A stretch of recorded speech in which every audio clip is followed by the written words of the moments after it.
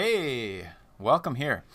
So in this lesson, we're going to look at some customization. The customization we're going to look at is how do we actually edit the opening screen, the title screen, or edit the game over screen. So they both have kind of the same basic idea. So the first thing you want to do is the default in RPG Maker, the default size.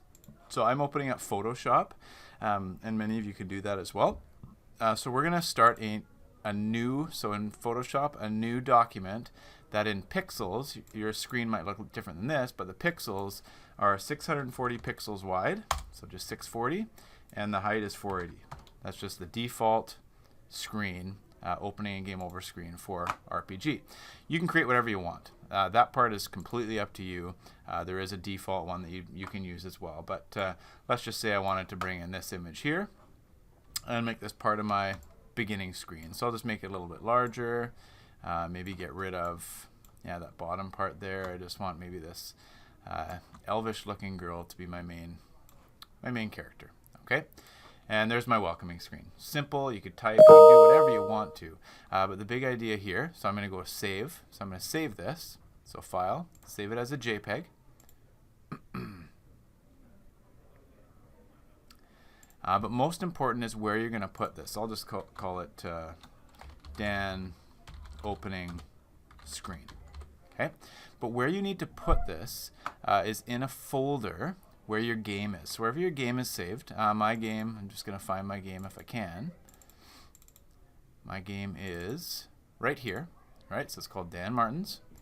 And I need to put it inside, I believe, my graphics. Okay, and in here it's going to go into my titles, I believe. Okay, so I'm putting it inside my folder, inside the graphics folder, inside titles, and I'm going to hit save. Okay, you might get a pop-up that looks like this. Just hit OK.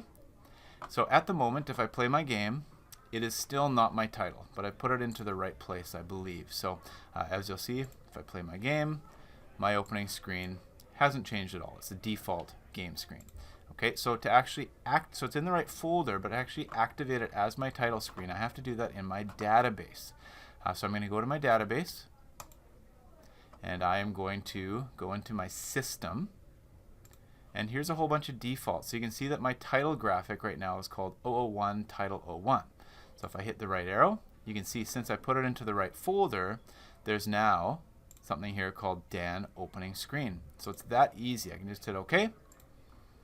And OK, and play my game, and I now have a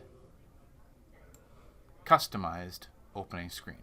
And I can do the same thing for a game over screen. So if I wanted to, I could edit this same thing. If I wanted to type, maybe I just wanted to type game over and change the size. You can do whatever you please. That's completely up to you. So you do what you like. Have some fun with it. There's my game over screen. Again, same thing. Except you're going to place it in a slightly different folder. Instead of the title screen, you're going to put it into a different folder. So I'm going to go to File. I'm going to save this one as. It's still going to be saved as a JPEG.